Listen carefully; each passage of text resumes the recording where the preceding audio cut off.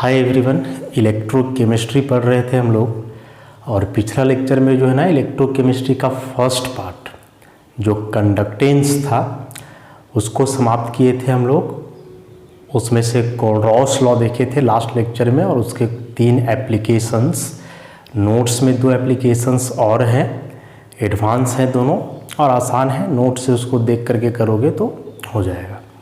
आज जो है इस यूनिट का इलेक्ट्रोकेमिस्ट्री का जो सेकेंड पार्ट है इलेक्ट्रोकेमिकल सेल, इसको आज हम लोग जो है स्टार्ट करेंगे इलेक्ट्रोकेमिकल सेल को।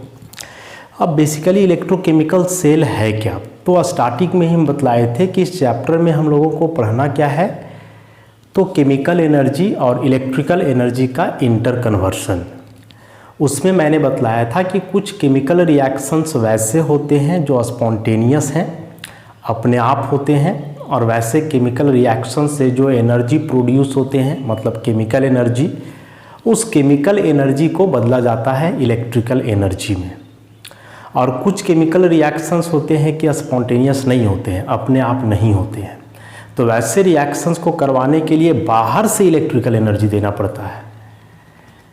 तो जो फर्स्ट वाला केस हम बताए कि कुछ chemical reaction, redox reaction mainly, जो स्पॉन्टेनियस हैं, जो अपने आप होते हैं, और वैसे रेडॉक्स रिएक्शन से जो केमिकल एनर्जी प्रोड्यूस होता है उस केमिकल एनर्जी को इलेक्ट्रिकल एनर्जी में बदलने का जो डिवाइस होता है, जो एपरेटस होता है, उसी को हम लोग बोलते हैं electrochemical cell. So the electrochemical cell is a device which is used to convert the chemical energy of a spontaneous redox reaction taking place in it into electrical energy। कि इलेक्ट्रोकेमिकल सेल एक device है जो क्या करता है कि उस cell के अंदर जो स्पॉन्टेनियस रेडॉक्स रिएक्शन से केमिकल एनर्जी प्रोड्यूस हो रहा है उस केमिकल एनर्जी को बदलता है किसमें, इलेक्ट्रिकल एनर्जी में। ये जो केमिकल एनर्जी का कन्वर्सन है इलेक्ट्रिकल एनर्जी में, तो जो कन्वर्सन के लिए जो एक्सपेरिमेंट्स किए गए थे ना, सबसे पहले वह लुइजी गैल्वेनी और एलेजांड्रो वोल्टा के द्वारा, ये 2 साइंटिस्ट जो है लुइजी गैल्वेनी और एलेजांड्रो वोल्टा, इन्होंने ही सबसे पहले एक्सपेरिमेंट्स किया था जिसके दरमियान स्पॉन्टेनियस रेडॉक्स रिएक्शंस के केमिकल एनर्जी को बदला जा रहा था किसमें, इलेक्ट्रिकल एनर्जी में। इसीलिए यही दोनों के नाम पे इलेक्ट्रोकेमिकल सेल को जो है हम लोग गैल्वेनिक सेल भी बोलते हैं और साथ ही साथ इसको वोल्टाइक सेल भी बोलेंगे। नाम पे है वोल्टा तो वोल्टाइक सेल और गैल्वेनी इसलिए गैल्वेनिक सेल। ऐसा तो इलेक्ट्रोकेमिकल सेल, गैल्वेनिक सेल या वोल्टाइक सेल सेम चीज़ हुआ, एक ही प्रकार के डिवाइस हैं तीनों, जो करेंगे क्या कि स्पॉन्टेनियस रेडॉक्स रिएक्शन के जो केमिकल एनर्जी होते हैं उनको बदला जाता है इलेक्ट्रिकल एनर्जी में। अब जो यह इलेक्ट्रोकेमिकल सेल है तो हुए तो कई प्रकार के, लेकिन काम सबका एक ही है, बस अलग अलग उसमें इलेक्ट्रोड वगैरह यूज किया जाता है। मेनली जो इसका कंस्ट्रक्शन है उसको जो है थोड़ा सा डिपिक्ट करते हैं। होता क्या है इसमें कि 2 इलेक्ट्रोलाइटिक सॉल्यूशन लिया जाता है, डिटेल में इसको देखेंगे, बस अभी थोड़ा सा बात हम लोग को समझना है। ये 2 अलग अलग इलेक्ट्रोलाइटिक सॉल्यूशन है मेटल सॉल्ट का, और फिर उसमें मेटल का एक रॉड डूबा हुआ है। इस रॉड को हम लोग इलेक्ट्रोड बोलेंगे। ये जो है मेटल सॉल्ट सॉल्यूशन है और दोनों सॉल्यूशन के बीच में आपस में जो है ऐसे एक ट्यूब भी होता है कनेक्टेड, जिसको हम लोग सॉल्ट ब्रिज बोलते हैं। आगे डिस्कस करेंगे इसको। और जो दो रॉड है, ये दोनों रॉड आपस में कनेक्टेड होते हैं, इलेक्ट्रिकल सर्किट बना हुआ रहता है जिसमें बीच में वोल्ट मीटर होता है, आगे स्विच लगा हुआ रहता है। ये मान लो जो है सो स्विच हुआ, ये वोल्ट मीटर है, और ये जो है मेटल वायर है, मेटल वायर। एक रहता है नेगेटिव टर्मिनल, दूसरा इसमें होता है पॉजिटिव टर्मिनल। ऐसे अब जब इस स्विच को आप ऑन करोगे, स्टार्ट कर दोगे, तो सर्किट कंप्लीट होगा। सर्किट कंप्लीट होगा तो क्या होगा कि जो दो हम लोग मेटल सॉल्ट सॉल्यूशन और उसमें इलेक्ट्रोड लिए हैं, इसके अंदर कुछ स्पॉन्टेनियस रेडॉक्स रिएक्शन होगा, और उस स्पॉन्टेनियस रेडॉक्स रिएक्शन के दरमियान जो एनर्जी निकलेगा उसको हम लोग बोलेंगे यहाँ केमिकल एनर्जी। क्या बोलेंगे उसको? केमिकल एनर्जी बोलेंगे। अब इस केमिकल एनर्जी के चलते जो है करंट फ्लो करेगा इस सर्किट से, मतलब ये केमिकल एनर्जी कन्वर्ट हो जाएगा किसमें? इलेक्ट्रिकल एनर्जी में। वोल्ट मीटर बतलाएगा कि किस वोल्टेज का पोटेंशियल डिफरेंस है इसमें। Current potential difference directly proportional है, फर्स्ट पार्ट में हम लोग देख चुके हैं। तो करंट फ्लो कर रहा है तो कुछ ना कुछ पोटेंशियल डेवलप होगा इसमें, जो कि यहाँ वोल्ट मीटर से मेजर किया जाएगा। इसको जनरली हम लोग ईएमएफ भी बोलते हैं, ऐसा। अब जो भी यहाँ हम लोग सेल लेते हैं ना, जो भी सेल लोगे, मतलब जो यहाँ मेटल इलेक्ट्रोड लगाओगे, जो इधर लगाओगे, कंबाइन करने के बाद जो एक पर्टिकुलर इलेक्ट्रोकेमिकल सेल बनता है, उस इलेक्ट्रोकेमिकल सेल का ही जो ईएमएफ का वैल्यू होता है वो फिक्स होता है। मान लें कि अभी जो सेल हम लोग बनाए हैं उस सेल का ईएमएफ है, सपोज मान लें 1.1 वोल्ट, ऐसा मान लेते हैं कि अभी जो इलेक्ट्रोकेमिकल सेल हम लोगों ने बनाया है, इस इलेक्ट्रोकेमिकल सेल का ईएमएफ फिक्स है, और वह ईएमएफ कितना है? 1.1 वोल्ट है। मतलब उसके अंदर केमिकल रिएक्शन हो रहा है तो इतना पोटेंशियल डेवलप कर रहा है 1.1 वोल्ट। अब ये जो इलेक्ट्रोकेमिकल सेल है, इसका दो क्लासिफिकेशन है। एक हम लोग बोलते हैं रिवर्सिबल सेल, और दूसरा होता है irreversible cell. Irreversible cell, reversible cell और इररिवर्सिबल सेल में क्या अंतर है मेरा उसको देखो। सबसे पहले रिवर्सिबल सेल की यदि हम लोग बात करें तो हम क्या बताएं कि यहाँ से जो सेल हम लोगों ने लेकर के रखा है उसका ईएमएफ कितना है? 1.1 वोल्ट। मतलब इसके अंदर जो रिएक्शन हो रहा है उसके चलते जो करंट प्रोड्यूस हुआ, जो पोटेंशियल डिफरेंस डेवलप हुआ, वो है 1.1 वोल्ट। अब इस सेल का तो हम लोगों को पता है कि इतना इसका है 1.1 वोल्ट। अब बाहर से जो तुम ईएमएफ लगाओगे, इस सर्किट से जो ईएमएफ मिलेगा इसको स्विच ऑन करने से, यदि वह एक्सटर्नल ईएमएफ,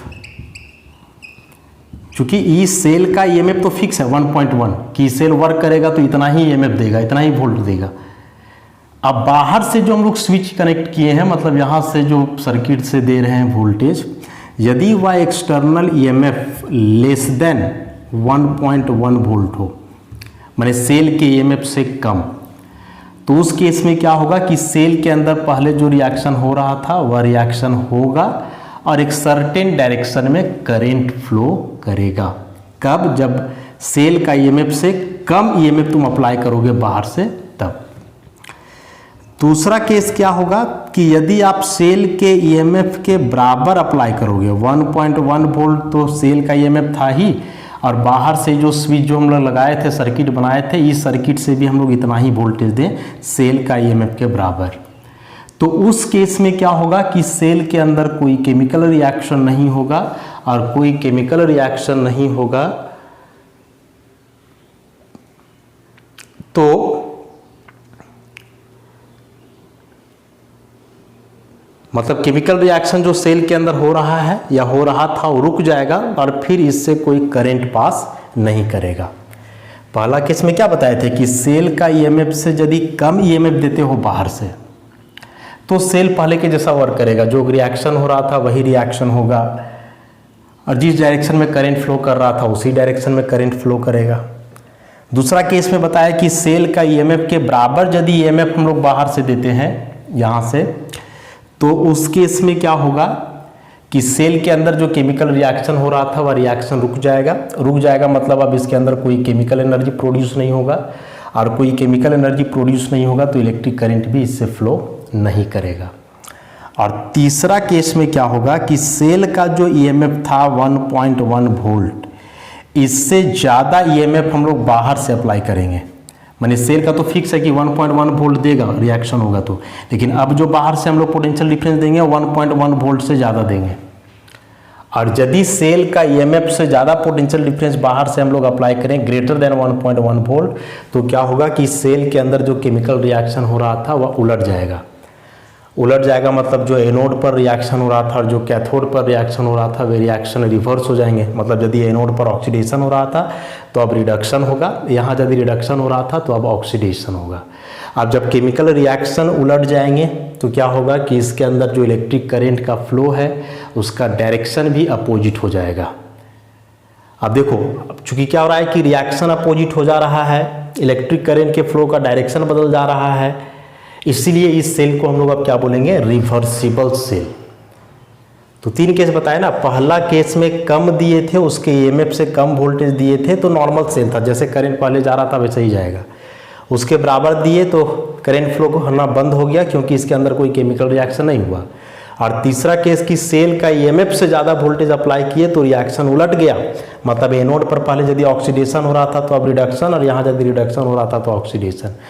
केमिकल रिएक्शन का डायरेक्शन उलट जाएगा, इसलिए इलेक्ट्रिक करंट का भी डायरेक्शन बदल जाएगा, मतलब अभी रिएक्शन रिवर्स हो जाएगा, इलेक्ट्रिक करंट का डायरेक्शन रिवर्स हो जाएगा। तो यदि ऐसा है तो फिर इस सेल को हम लोग बोलेंगे रिवर्सिबल सेल। और यदि ऐसा नहीं है, मतलब बाहर से जो हम लोग ईएमएफ दिए वह सेल के ईएमएफ से ज़्यादा है लेकिन इसका रिएक्शन नहीं उलट रहा है, पहले के जैसा जो सेल वर्क कर रहा था वैसा ही वर्किंग अभी भी है, तो वैसे सेल को हम लोग बोलेंगे इररिवर्सिबल सेल। तो सिंपली याद रखेंगे कि यदि बाहर से जो पोटेंशियल हम लोग अप्लाई करेंगे वह सेल का ईएमएफ से ज़्यादा हो, और ऐसा करने से यदि सेल का रिएक्शन उलट जाए और उसके चलते इलेक्ट्रिक करंट का डायरेक्शन अपोजिट हो जाए तो वह रिवर्सिबल सेल कहलाएगा, और यदि ऐसा ना हो तो वह कहलाएगा इररिवर्सिबल सेल। हम लोग जो इलेक्ट्रोकेमिकल सेल के बारे में पढ़ेंगे आगे या इस चैप्टर में, वह मेनली पढ़ेंगे हम लोग रिवर्सिबल सेल के बारे में। रिवर्सिबल सेल के बारे में जो है हम लोग स्टडी करेंगे, क्योंकि रिवर्सिबल सेल ही जो है डेली लाइफ में यूज भी है, आगे पढ़ेंगे धीरे धीरे तो जानेंगे इसके बारे में हम लोग। तो अभी हम लोग मेनली कंसर्न होंगे किससे, रिवर्सिबल सेल से। अब इसमें से जो है एक एग्जाम्पल लेकर के हम लोग इसको डिस्कस करेंगे, इलेक्ट्रोकेमिकल सेल को।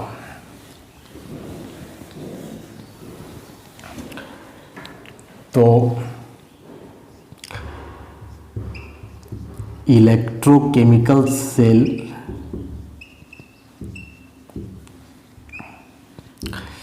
का एक एग्जाम्पल है डैनियल सेल।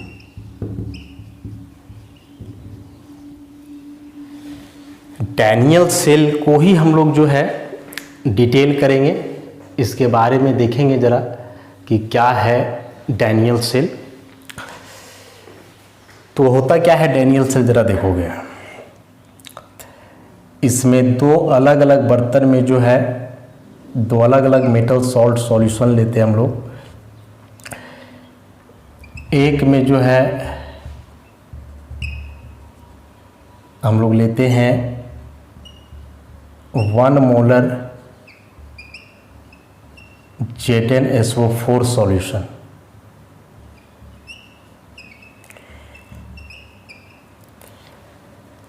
और इसमें लगाया जाता है जिंक का रॉड।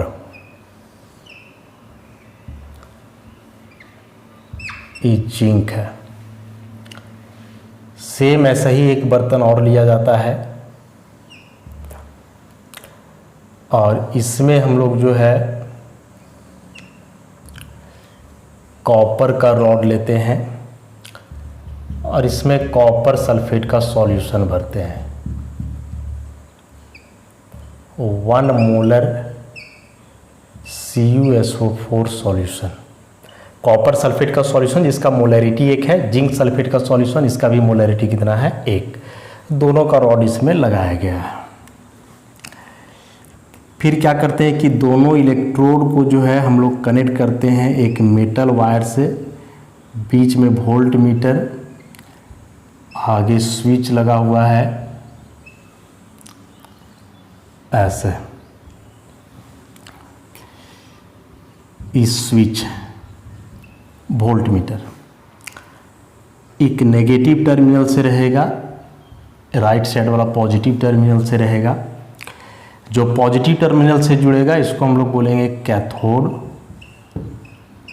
और जो लेफ्ट वाला नेगेटिव टर्मिनल से जुड़ा है इसको हम लोग बोलेंगे एनोड।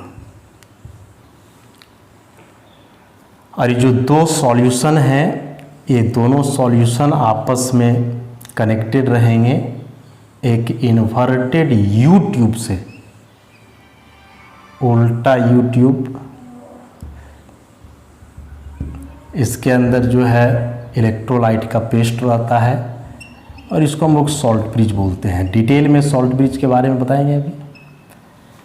ऐसा तो ये जो है बेसिकली कंस्ट्रक्शन हुआ डैनियल सेल का, और डैनियल सेल में जो है क्या कंस्ट्रक्शन हम लोग देखें इसका कि दो बर्तन में जो है दो अलग अलग मेटल सॉल्ट का सॉल्यूशन लिए, कंसंट्रेशन दोनों का पता रहेगा। डैनियल सेल में जनरली जो है लेफ्ट साइड में लिया जाता है 1 मोलर जिंक सल्फेट का सॉल्यूशन और राइट वाला में 1 मोलर कॉपर सल्फेट का सॉल्यूशन। जिस मेटल सॉल्ट का सॉल्यूशन लिए हो उसी का रॉड, तो यहाँ जिंक रॉड, इसमें कॉपर का रॉड, ये दोनों रॉड आपस में बाहर से मेटल वायर से जुड़े हुए हैं, बीच में वोल्ट मीटर और स्विच लगा हुआ है। एक नेगेटिव टर्मिनल से जुड़ेगा लेफ्ट वाला जो एनोड का काम करेगा, पॉजिटिव टर्मिनल से जुड़ेगा जो कैथोड का काम करेगा। तो राइट वाला को पॉजिटिव से जोड़ेंगे, लेफ्ट वाला को नेगेटिव से, एनोड और कैथोड का फॉर्मेशन हो गया। अब ये जो दोनों बर्तन में सॉल्ट का सॉल्यूशन है दोनों को आपस में ऐसा एक ट्यूब से जोड़ते हैं। इस ट्यूब के अंदर इलेक्ट्रोलाइट का पेस्ट रहता है और इस ट्यूब को हम लोग बोलते हैं सॉल्ट ब्रिज। फंक्शन आगे देखेंगे। ये जो बायां साइड है इसको हम लोग बोलते हैं लेफ्ट हैंड सेल, शॉर्ट में LSC लिखेंगे, और जो दाहिना साइड है इसको हम लोग बोलेंगे राइट हैंड सेल, RSC। इसका मतलब कि जो एक इलेक्ट्रोकेमिकल सेल होता है ना वह दो हाफ सेल से मिलके बना हुआ होता है। दो अलग अलग हाफ सेल होता है, दोनों हाफ सेल को आपस में जोड़ दोगे मेटल वायर सॉल्ट ब्रिज से, तब मिलेगा जाकर के इलेक्ट्रोकेमिकल सेल। तो इलेक्ट्रोकेमिकल सेल जो है दो अलग अलग हाफ सेल से बना हुआ होता है। ठीक, अब हम लोग क्या करेंगे इसमें कि जानेंगे इसका वर्किंग। ये तो कंस्ट्रक्शन हो गया कि क्या होता है डैनियल सेल। वर्किंग की बात करें कि कैसे सेल वर्क करता है, तो ज़रा उसको अब हम लोग समझने का प्रयास करेंगे। अब क्या होगा कि जैसे ही सर्किट को ऑन करोगे, स्विच को ऑन कर देंगे हम लोग, तो स्विच ऑन करने से अब जो है रिएक्शन होगा दोनों के अंदर। रिएक्शन होने के बाद जो है सो करंट वगैरह फ्लो करेगा। कैसे होगा, जैसे ही स्विच को हम लोग ऑन करते हैं सर्किट कंप्लीट होता है, तो स्विच ऑन होते ही क्या ऑब्जर्व किया जाता है कि जो लेफ्ट साइड में जिंक का रॉड हम लोग डुबाए थे, ये रॉड का वेट धीरे धीरे कम होने लगा। कम होने लगा मतलब ऐसा ही रॉड पूरा था शुरू में, अब धीरे धीरे इसका वेट ऐसे लूज होने लगा इस प्रकार से। और इस सॉल्यूशन में शुरू में जो जिंक और सल्फेट आयन का कंसंट्रेशन है 1 मोलर, इसमें 1 मोलर ZnSO4 लिए ना, मतलब इसका मतलब क्या है कि यहाँ जिंक आयन है ऐसे और सल्फेट का आयन है ऐसे। उसी प्रकार से यहाँ CuSO4 लिए हैं तो यहाँ Cu2+ आयन है और SO4-। तो क्या हुआ कि जैसे ही सर्किट को हम लोग कंप्लीट किए तो क्या देखे कि जो लेफ्ट हैंड सेल था इसमें जिंक रॉड का वेट धीरे धीरे घटने लगा। जिंक रॉड अपना वेट लूज करने लगा, उसका मास घटने लगा, और सॉल्यूशन में जो Zn2+ आयन का कंसंट्रेशन है वो बढ़ने लगा। कंसंट्रेशन इंक्रीजेज, कंसंट्रेशन इंक्रीजेस कहने का मतलब कि सॉल्यूशन में अब और Zn2+ आयन आने लगा। तो कहाँ से आने लगा उसको हम लोग देखते हैं। साथ ही साथ राइट हैंड सेल में क्या ऑब्जर्व किया गया कि इसमें जो कॉपर का रॉड लगा हुआ था, इस कॉपर रॉड का वेट जो है सो बढ़ गया, इंक्रीज कर गया है इसका वेट, कुछ पार्टिकल चिपक गया इसमें। और सॉल्यूशन में जो Cu2+ आयन है इसका कंसंट्रेशन घट गया। फिर से देखोगे, इधर जिंक रॉड का वेट घट गया, लेकिन सॉल्यूशन में जिंक डबल प्लस आयन का कंसंट्रेशन बढ़ गया। जिंक रॉड का वेट घटा, लेकिन सॉल्यूशन में जिंक आयन का कंसंट्रेशन बढ़ गया। इसमें सॉल्यूशन में कॉपर आयन का कंसंट्रेशन घट गया, लेकिन इस रॉड का वेट जो है सो बढ़ गया। ऐसा ऑब्जर्व किया गया।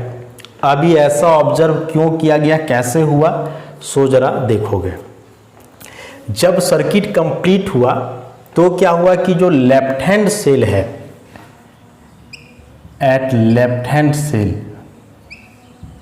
इसमें एक रिएक्शन हुआ। रिएक्शन क्या हुआ कि जो जिंक का रॉड था, इसमें जो जिंक के एटम थे, वे क्या किए कि अपना वैलेंस इलेक्ट्रॉन लूज किए और वे बदल गए Zn2+ में। मतलब यहाँ हुआ ऑक्सीडेशन, लॉस ऑफ इलेक्ट्रॉन।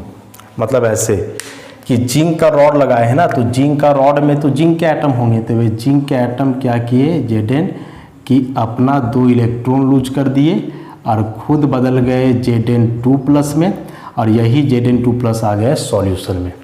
मतलब धीरे धीरे ये रॉड से एटम निकल करके कहाँ जाने लगा, सॉल्यूशन में जाने लगा। ऑब्वियसली अब जब रॉड में एटम का संख्या घटेगा तो इस रॉड का मास डिक्रीज करेगा, और चूंकि एटम निकल करके आयन के फॉर्म में कन्वर्ट हो रहा है, वो आयन जा करके सॉल्यूशन में मिल रहा है, इसलिए सॉल्यूशन में आयन का कंसंट्रेशन बढ़ गया। अभी जो 2 इलेक्ट्रॉन है, यही वाला इलेक्ट्रॉन इधर से फ्लो करेगा सर्किट से, ऐसा इस तरफ इलेक्ट्रॉन आएगा। अब जो इधर वायर से जो इलेक्ट्रॉन आया है, ई इलेक्ट्रॉन को अब क्या करेगा कि यहाँ सॉल्यूशन में जो कॉपर आयन प्रेजेंट है, मतलब एट राइट हैंड सेल, यहाँ क्या होगा कि जो सॉल्यूशन का Cu2+ आयन है, एक्वस माने सॉल्यूशन का, वो जो इधर से 2 इलेक्ट्रॉन आया, इस इलेक्ट्रॉन को गेन करके बदल जाएगा Cu सॉलिड में। तो सॉल्यूशन वाला कॉपर आयन इधर से जो इलेक्ट्रॉन आया उसको गेन किया और अपने बदल गया Cu में, और वही Cu जा करके जो है इस रॉड के चारों तरफ चिपक गया। मतलब इस बार सॉल्यूशन वाला आयन इलेक्ट्रॉन गेन करके एटम में बदल रहा है, रॉड के चारों तरफ जा करके चिपक रहा है। तो इस बार चूंकि इसका आयन यहाँ से इलेक्ट्रॉन गेन करके यहाँ चिपक रहा है, तो सॉल्यूशन में आयन का कंसंट्रेशन घटेगा, लेकिन रॉड में बाहर से एटम चिपक रहा है तो इसका मास क्या होगा, इंक्रीज कर जाएगा। मतलब यहाँ वाला एटम के द्वारा इलेक्ट्रॉन लॉस हो रहा है तो यहाँ ऑक्सीडेशन, और यहाँ वाला आयन के द्वारा इलेक्ट्रॉन गेन हो रहा है तो यहाँ रिडक्शन। और जब ऑक्सीडेशन रिडक्शन के चलते इलेक्ट्रॉन का लॉस गेन होगा तो इलेक्ट्रॉन फ्लो करेगा एक्सटर्नल सर्किट से from left hand cell to right hand cell, और जब इलेक्ट्रॉन फ्लो करेगा तो इलेक्ट्रॉन का फ्लो के चलते अब इससे इलेक्ट्रिक करंट फ्लो करेगा। और पता है हम लोगों को कि करंट का जो डायरेक्शन है वह हमेशा इलेक्ट्रॉन के फ्लो के डायरेक्शन के अपोजिट होता है। तो इलेक्ट्रॉन फ्लो कर रहा है left hand cell to right hand cell, तो इलेक्ट्रिक करंट फ्लो करेगा right hand cell to left hand cell. तो इस तरह से जो है 2 हाफ सेल में केमिकल रिएक्शन हुआ, मतलब रेडॉक्स रिएक्शन, और रेडॉक्स रिएक्शन होने के चलते इलेक्ट्रॉन फ्लो की, और उस इलेक्ट्रॉन का फ्लो के चलते जो है फिर इससे इलेक्ट्रिक करंट फ्लो किया। तो ई जो है फंक्शन होता है इलेक्ट्रोकेमिकल सेल में कि कैसे करंट हम लोग प्रोड्यूस करते हैं। तो सबसे पहले क्या हुआ था, स्विच ऑन किए तो दोनों के अंदर रिएक्शन हुआ, spontaneous redox reaction, oxidation reduction, उसके चलते इलेक्ट्रॉन फ्लो किया, और इलेक्ट्रॉन फ्लो के चलते फिर करंट फ्लो किया। तो केमिकल रिएक्शन के चलते करंट फ्लो कर रहा है, माने केमिकल एनर्जी बदल रहा है इलेक्ट्रिकल एनर्जी में, तो इसी को हम लोग क्या बोलते हैं, इलेक्ट्रोकेमिकल सेल बोलते हैं। कंस्ट्रक्शन दोनों का लिखा हुआ है, दोनों को सेपरेटली हम लोग अब एक साथ यदि करें तो ऐसे दिखा सकते हैं। इसको जो है थोड़ा सा अलग करके लिखते हैं।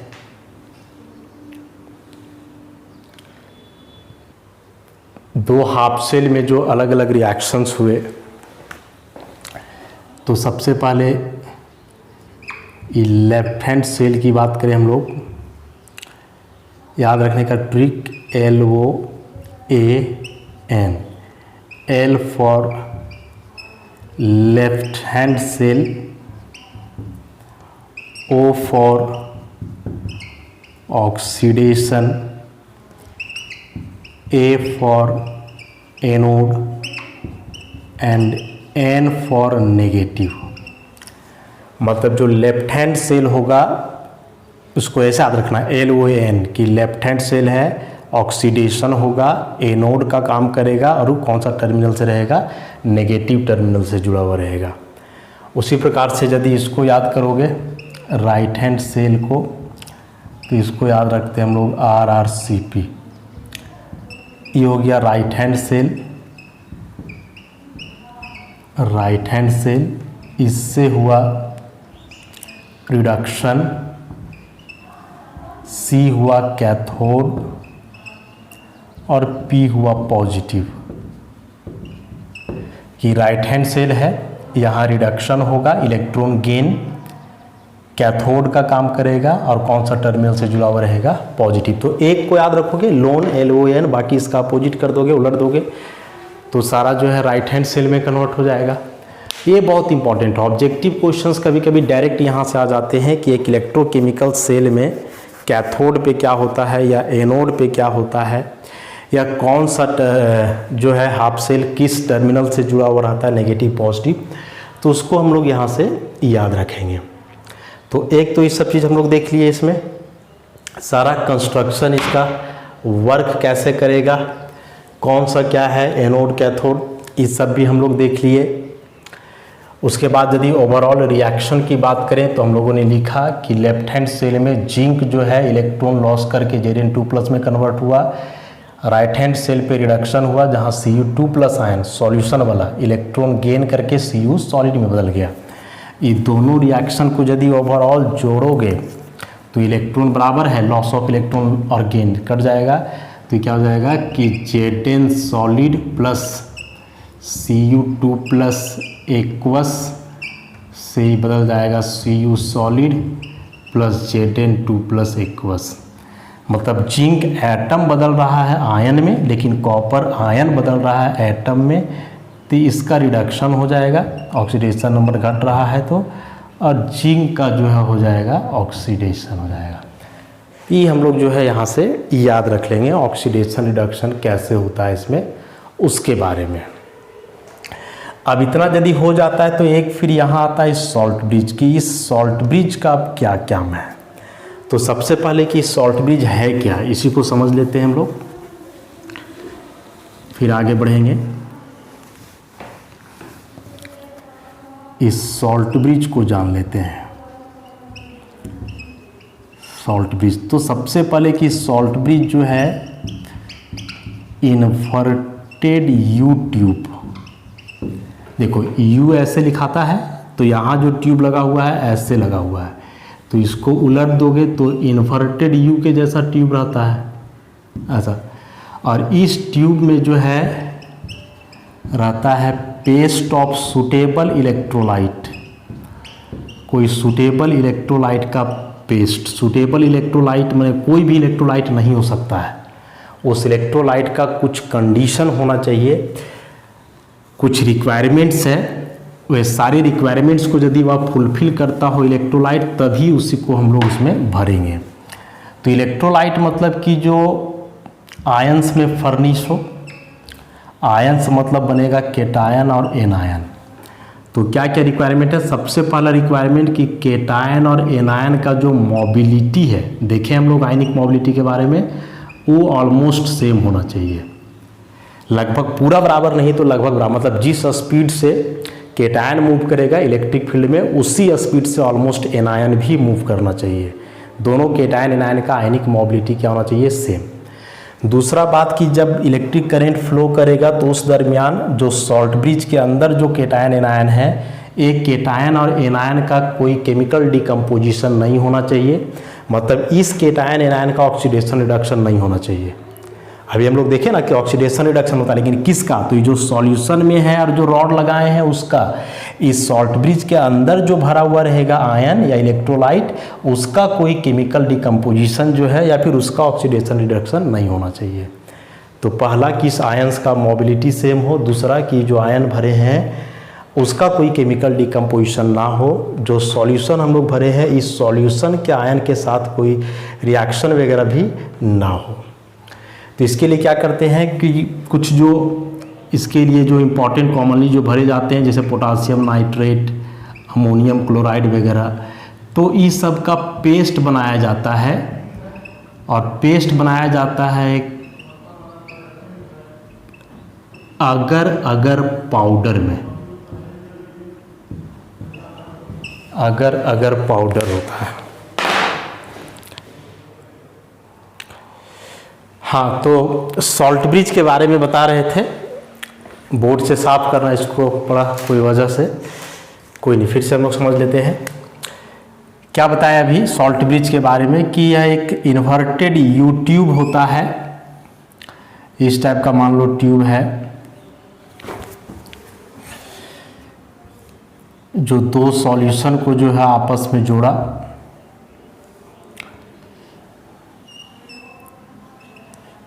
ऐसा, ये दो सॉल्यूशन है ऐसा, और इसमें जो है हम लोग इलेक्ट्रोलाइट का पेस्ट वगैरह बनाते थे। कंडीशन बता दिए कि यहाँ वैसे इलेक्ट्रोलाइट को भरना है जिस इलेक्ट्रोलाइट के केटायन और एनायन का मोबिलिटी क्या हो, ऑलमोस्ट सेम हो। दूसरा कि जो केटायन एनायन है वह हाफ सेल के सॉल्यूशन के साथ रिएक्शन ना करे, उसका कोई इलेक्ट्रोकेमिकल डिकम्पोजिशन ना हो। मतलब जब करंट पास करवाएंगे इससे, या जब करंट फ्लो करेगा तो उस दरमियान इसके अंदर जो आयन्स है उनका कोई इन्वॉल्वमेंट ना हो। और इसके लिए बताया कि कुछ सुटेबल इलेक्ट्रोलाइट में जैसे पोटासियम नाइट्रेट है, अमोनियम क्लोराइड है, इस टाइप के कुछ इलेक्ट्रोलाइट होते हैं। इनका सॉल्यूशन नहीं, जनरली पेस्ट रहता है। और यह पेस्ट किस में बनता है? तो एक अगर पाउडर होता है, अगर एक पौधा होता है,